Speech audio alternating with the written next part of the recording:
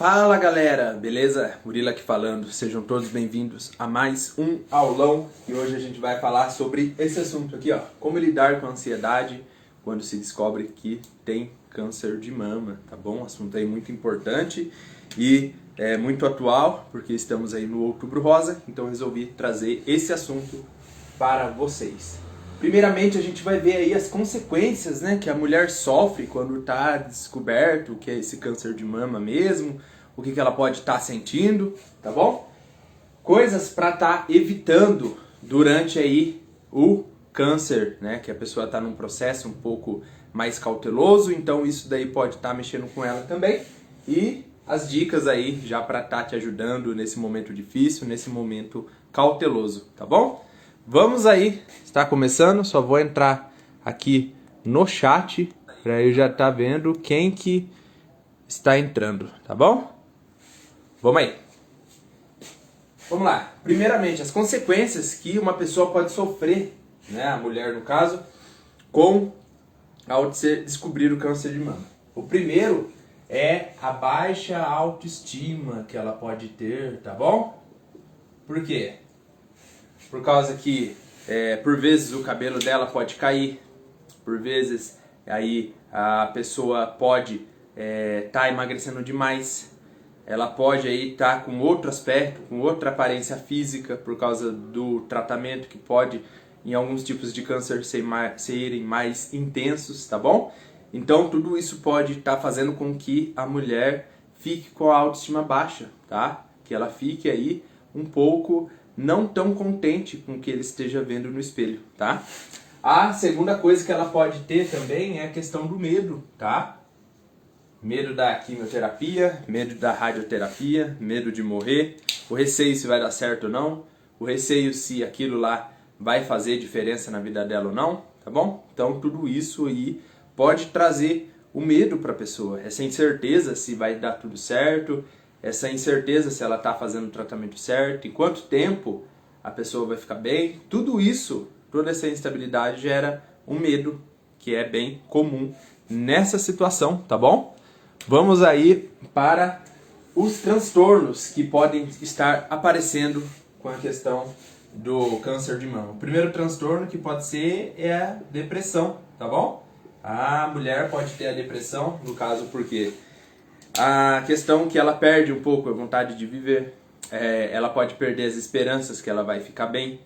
E tudo isso pode vir com aqueles sintomas da ansiedade que a gente sempre vê por aí, que são o isolamento social, que às vezes aí, o não convivimento mais com as pessoas, tá? Então tudo isso pode estar ocasionando com a depressão causada aí pelo câncer de mama, se a pessoa descobrir.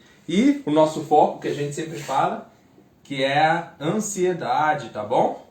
A pessoa aí, ela pode ficar pensando muito no futuro, achando que já vai ter catástrofes, né? Que ela vai ficar ou muito mal, ou ela realmente vai morrer, que o médico não vai saber diagnosticá-la corretamente, nem passar aí os medicamentos corretos para ela. Os pensamentos da pessoa podem ficar acelerados, podem ficar em excesso, então tudo isso pode estar influenciando negativamente na vida da pessoa, tá bom?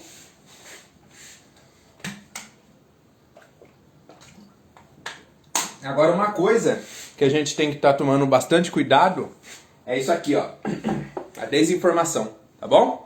Por exemplo, uma pessoa comenta com a outra lá, fala assim, vizinha, eu senti aqui no seio um nódulo, alguma coisa do tipo, eu acho que tá meio estranho, não sei o que pode ser, e a outra pessoa, às vezes nem por maldade ou por querer fazer um comentário aleatório, fala que tal pessoa, né, de tal lugar tinha isso também, tá? Eu acho que é câncer, eu acho que é uma coisa bem grave. E a pessoa, quando ela está com a ansiedade um pouco alterada, ela vai levar aquilo como verdade. Ela vai levar aquilo como uma situação que realmente pode acontecer, tá? Então ela abraça aquilo com tanta força que por vezes ela nem vai atrás aí do médico, ela fica sofrendo antecipadamente e às vezes pode até não ir procurar o médico com medo de tal diagnóstico, tá bom? Então para vocês verem aí o peso, né, da desinformação, tá? O quanto ela pode fazer a pessoa ser aí danificada, tá? Na saúde mental dela, na saúde emocional, tá bom?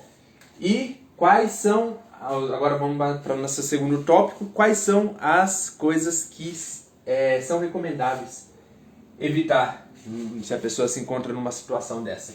Primeiramente, tá? O álcool. Por quê? Bebida alcoólica, no caso, ela pode aí, porque a pessoa já está com um processo inflamatório, tá? Ela já está aí, um pouco mais debilitada por causa da doença, e isso pode ajudar, né? Ou seja, atrapalhar ainda mais o tipo de tratamento, por causa desse processo inflamatório que está tendo, por causa de tudo isso que ela está passando. Então, pode estar sendo uma coisa bem ineficaz. Também o cigarro, tá? As questões das substâncias podem estar atrapalhando a pessoa no tratamento, podem estar, às vezes, até retardando o tratamento da pessoa. Uma coisa que poderia aí ser mais volátil, ser mais intensificada, ela pode estar sendo aí mais demorada, ou às vezes mais ineficaz, ou às vezes cortando, às vezes até o uso do medicamento, ou seja, os benefícios do medicamento, os efeitos positivos do medicamento, tá bom? E também na parte alimentar. A pessoa às vezes pode diminuir, tá bom? A alimentação dela, ou seja, ela pode comer quase nada por estar muito triste, às vezes pode aí estar correlacionado com a depressão que a pessoa está passando. Então isso pode fazer com que ela fique mais pior ainda, né? Por causa que ela não come, então ela não tem os nutrientes aí de uma certa maneira, e isso atrapalha no tratamento. Ou por vezes ela pode também começar a comer demais, tá? Um pouco mais ligado aqui, ó, com a ansiedade. Por quê? Porque a pessoa, para não ficar pensando naquilo, para não ter os pensamentos voltados aí para o lado negativo, para isso não ficar atrapalhando ela de forma intensa, ela começa a comer demais, ela começa a descontar toda essa tensão e essa situação na ansiedade. Deixa eu fechar a porta aqui, gente.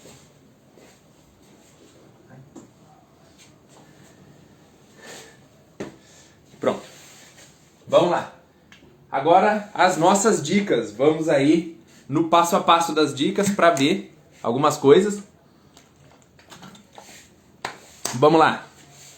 A primeira dica que você pode estar fazendo para evitar mesmo a desinformação é consultar um médico, tá?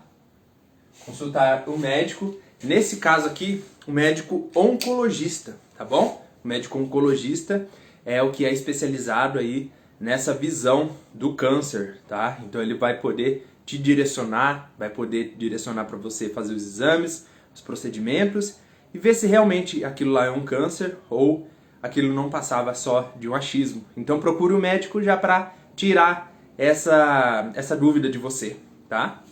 Vamos lá. Não, se por acaso a pessoa já tiver ou for diagnosticada, não deixar de se cuidar, tá bom? Por quê? Porque por vezes a pessoa aí pode ter uma regressão nesse tratamento. Ela pode enfrentar isso de maneira mais negativa, não tão positiva como poderia estar sendo, e isso está atrapalhando ela em várias questões e até contribuindo para a depressão dela, tá bom? Então a pessoa assim, meio que ela se abandona, ela pode meio que se jogar, logicamente não é uma situação fácil, mas quanto mais a gente tenta nos ajudar, quanto mais alternativas que a gente tenta para nos socorrermos, tá? Então é uma alternativa muito boa a pessoa ainda estar se cuidando, estar fazendo aí as coisas que gostaria de estar fazendo ainda, entendeu? Então busque também atividades, tá? Atividades que você gosta de fazer ou que você sempre faz.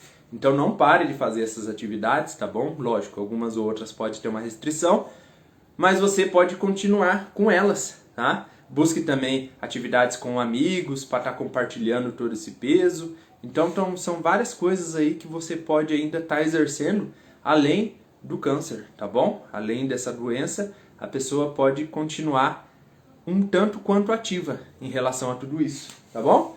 E vamos... Ô Amon, boa noite, tudo bom? E vamos aí para a nossa última dica. Ajuda para quem ajuda. Como assim? Se a pessoa, né, quando ela tem aí algum círculo familiar, algum círculo de amigos, então essas pessoas também, por serem muito próximas, por estarem aí passando às vezes e sofrendo tanto quanto a pessoa que está com câncer, às vezes ela precisa de ajuda também, tá? Porque ela pode ficar um pouco mais instável e não conseguir ajudar a pessoa, e ela não conseguindo ajudar a pessoa, ela também fica instável. Então é uma coisa assim, ajuda para quem ajuda. Se a pessoa se sentir que não está sabendo lidar com a situação, não está sabendo o que fazer, ela pode procurar ajuda também. Assim ela fica ainda mais fortalecida, tá? E pode ajudar melhor essa outra pessoa, tá bom? Então, gente, olha aqui, ó. Eu tenho uma novidade para vocês para contar daqui a pouco. Só fazendo nossa revisão, as consequências que a pessoa tem durante aí a gente falou, durante o diagnóstico, tá? Que são a autoestima, o medo, alguns transtornos também que ela pode adquirir. Falamos também sobre o que a pessoa pode estar evitando, evitar o álcool, cigarro, a alimentação dela também, ela tem que ficar de olho. E as dicas que a gente sempre aborda, que a gente sempre fala aí, para você estar cada vez mais bem informado e antenado, tá bom? E o que eu tinha para falar para vocês, que eu tenho uma novidade, que eu fiz um e-book, tá? Chama Dicas Práticas. O que é isso? São sempre 60 dicas para te ajudar a controlar a ansiedade. Se você se interessou, gostou da ideia, me chama lá no inbox que eu falo como você pode adquirir o seu, tá bom? Então é isso, gente. Até mais. Fui!